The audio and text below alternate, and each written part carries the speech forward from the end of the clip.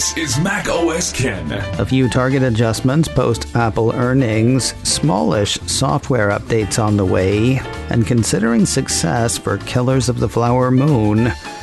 It is Monday, the 6th of November, 2023. I'm Ken Ray, and this is news from macOS Ken, brought to you by yours truly and sponsored by SimpliSafe, the right way to protect your home. Get 50% off any SimpliSafe system with a Fast Protect plan at simplysafe.com/macOSKen. This show is also supported by people like you, patrons through Patreon. Find out more and add your support at patreon.com/macOSKen. What does 2 plus 2 equal? Well, it seems to depend on who you ask. Apple 3.0 ran a lot of analyst reactions to Apple's Q4 fiscal year 23 earnings late last week. According to a note from Raymond James analyst Srini Pajuri, year-on-year growth projection in iPhone revenue, despite one less week, implies that underlying demand is healthy. Meanwhile, Davidson analyst Tom Forte says, while cognizant of the fact that there is one fewer week in the December quarter than last year, we view management's flat sales guidance as proof the company cannot rely on iPhone sales to drive shares higher, as it has in the past. What does 2 plus 2 equal? That depends who you ask. Both lowered their targets on Apple shares, though they kept their respective ratings. The Raymond James analyst has an outperform rating on Apple shares, though he dropped his 12-month price target on those from $200 to $195. The Davidson analyst kept his neutral rating on Apple shares, dropping his price target from $180 to $166. JP Morgan analyst Samik Chatterjee was bummed by the performance of everything besides iPhone and services. He was also bummed by guidance around everything besides iPhone and services. He kept his overweight rating on Apple shares while lowering his price target from $230 to $225.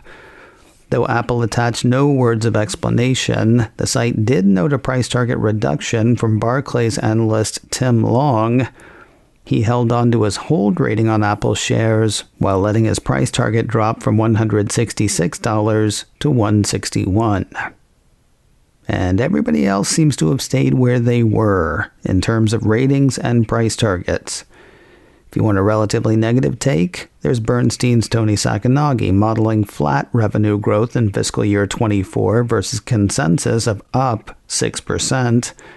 If you want decidedly positive, there's Deepwater analyst Gene Munster saying Apple's active installed base, services, China, and gross margin showed surprising strength, evidence that the Apple revenue flywheel is rock solid.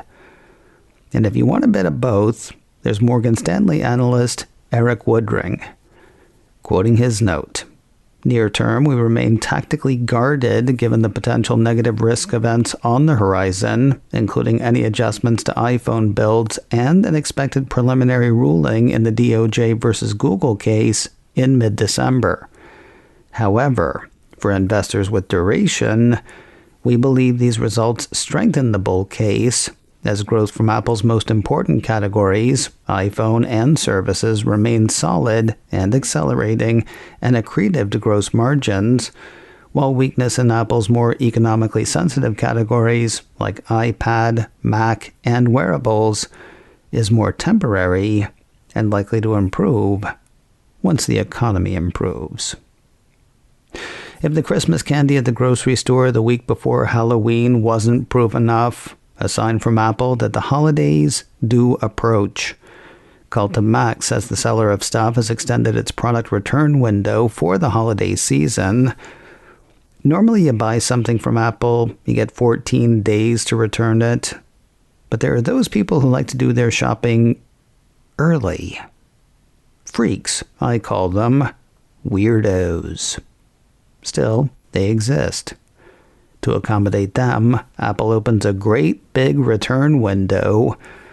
According to the report, the extended return period is applicable for iPhones, iPads, Macs, Apple Watch, and other Apple accessories.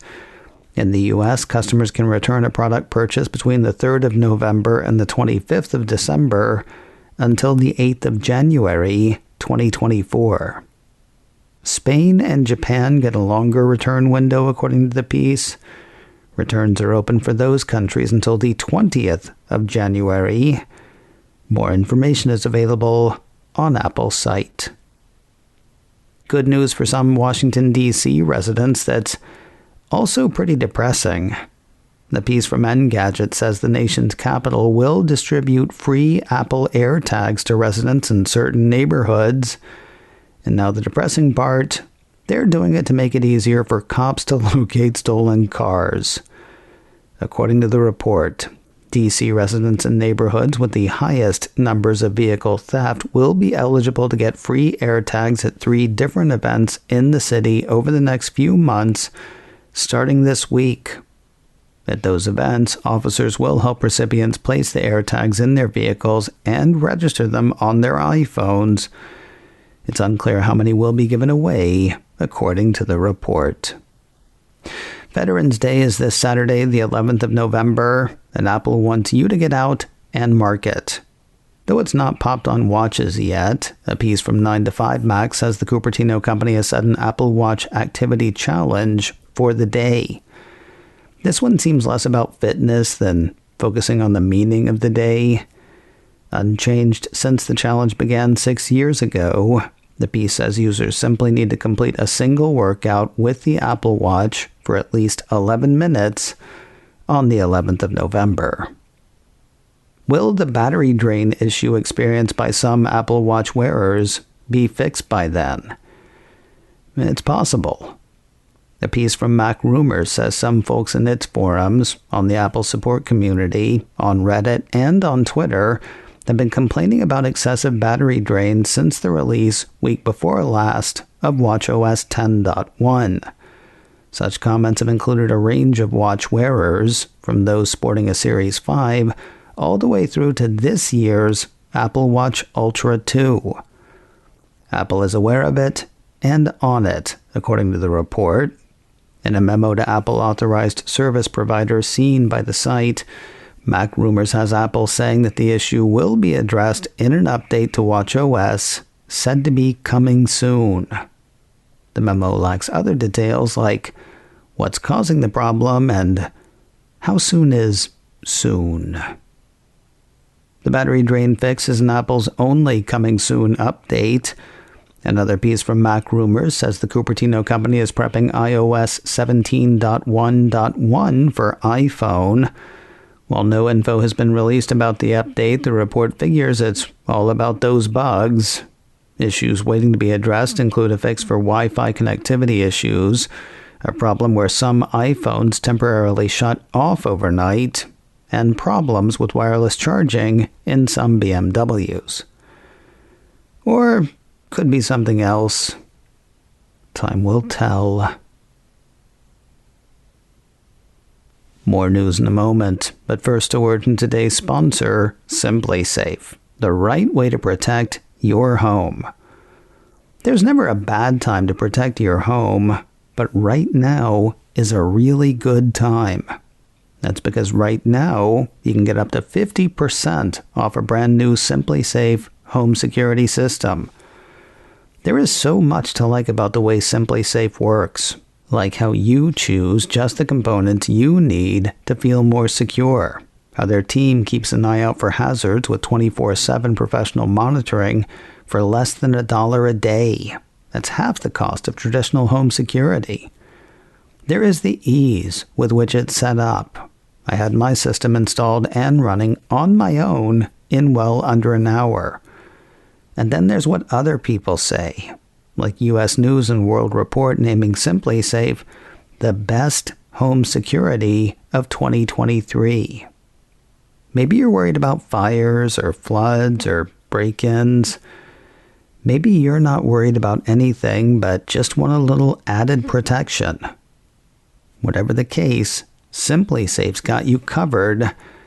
And right now they have got a great deal. For a limited time, you can get 50% off any Simply Safe system with a Fast Protect plan. Visit simplysafe.com/macOSken. That's simplysafe.com/macOSken. SIMPLI. That's simplysafe.com/macOSken. There's no safe like Simply Safe. I would love to know what constitutes success or failure for Apple originals, particularly the Martin Scorsese epic Killers of the Flower Moon. The film actually got a mention on last week's earnings call, with Apple CEO Tim Cook saying, "Making movies that make a difference is at the heart of Apple TV+, and we were thrilled to produce Martin Scorsese's Killers of the Flower Moon, a powerful work of cinema that premiered in theaters around the world last month." While a piece over the weekend from Deadline said the film had crossed $102 million in ticket sales globally, it's said to have cost around $200 million to make. When the film hit in late October, a piece from Variety said, "Streaming services like Apple have different metrics of success compared to traditional theatrical players. They don't place as much emphasis on box office, instead viewing ticket sales as a way to bolster the film's profile before it lands on streaming." Of course, theatrical releases are required for Oscar consideration, and this film definitely has Oscar nominated written all over it. Honestly, though, we don't know what would or will make Killers of the Flower Moon a success in Apple's eyes. That said, at least one theater chain says Apple is pleased with how things have gone. Quoting another report from Deadline, Cinemark CEO Sean Gamble said Apple and Amazon, two behemoths of the tech world but newcomers to the wide-release movie business, are so far very pleased with their results. Addressing Apple specifically, Gamble pointed out that the Cupertino company is really just getting going. While there have been some Apple originals on the big screen before, the CEO says they were operating on a slightly smaller level.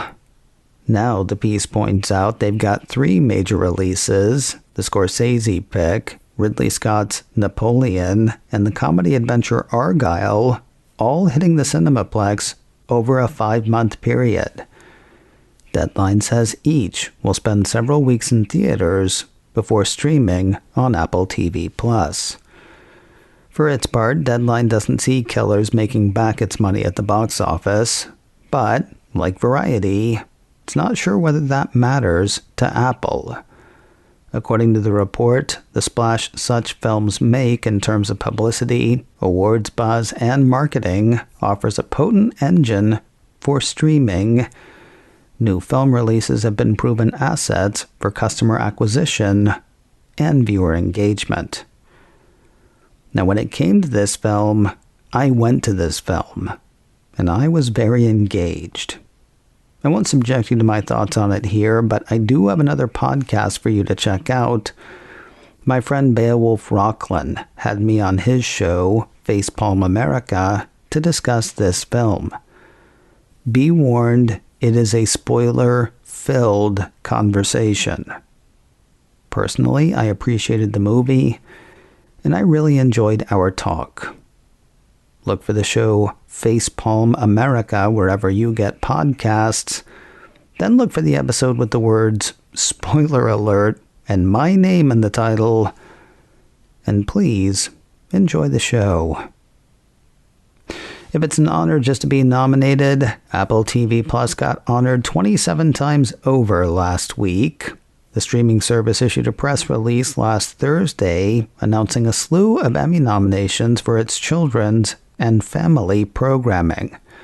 They include 5 for the environmentally focused Dr. Jane Goodall-inspired Jane, 4 for Helpsters, 3 for Circuit Breakers, 2 for Best Foot Forward, 2 for the Fraggle Rock Back to the Rock special Night of the Lights, 2 for Interrupting Chicken, and 1 each for Frog and Toad Get Rolling with Otis, Ghostwriter, Hello Jack, The Kindness Show, Life by Ella, Pinecone and Pony, Shape Island, Slumberkins, and Snoopy Presents Lucy's School. Apple says the Children's and Family Emmy Awards will be presented later this year in Los Angeles. Details on that should be up soon on the Emmys website. The Apple TV Plus Alternative History series For All Mankind falls back into the stream this week with the start of the show's 4th season. To get viewers ready, the Cupertino streamer is offering a few alternative history lessons. Apple Insider says the outlet has posted some fictitious news segments covering major events in the years between Season 3 and Season 4 of the series. The roughly 15 minutes of content covers such alt history events as presidential elections, world alliances, an economic boom for one country, and other fake world events. Each is also capped with the true history of what happened in actual history. Apple seems to have forgotten YouTube and other video outlets for the promo. You can find the video timeline, Leap into a New Millennium, 1996 through 2001, on the Apple TV Plus page for All Mankind. Season 4 takes flight on Friday, the 10th of November. And finally today, if you like your NASA info tethered to reality, there's a new app you may want to hunt up. 9to5Mac says the space people have launched a new application to make spotting the International Space Station easier to do. While the body has run the Spot the Station website for years, the piece says the new app brings augmented reality features and a handy interface to learn more about the orbiting lab. According to 9to5Mac, the app's main page includes a countdown until the next possible sighting, as well as a globe and map of the ISS's current position. There's also a full-page tracker view to follow the station's location. You can also enable notifications to ensure you never miss a pass overhead. And there's also said to be an AR offering, allowing users to point their phone's camera towards the heavens to better find the space station. That might need a little help, though. A couple of reviewers say the app crashes every time they try to engage that feature. I don't want to pile on, but that kept happening to me too. Hopefully that gets fixed soon. In the meantime, the rest of the app is pretty cool. NASA's Spot the Station app is free. It is available now for both Android and iPhone. macOS Can, brought to you by me and sponsored by SimpliSafe. Get 50% off any SimpliSafe system with a Fast Protect plan at simplysafe.com/macOScan. This show is also supported by people like you, patrons through Patreon. Find out more and add your support at patreon.com/macOScan. Advertising handled by Backbeat Media. Online at backbeatmedia.com. You can reach me a couple of ways. info@macoscan.com or call 716-780-4080. Until next time, that is news from macOS Ken. I'm Ken Ray.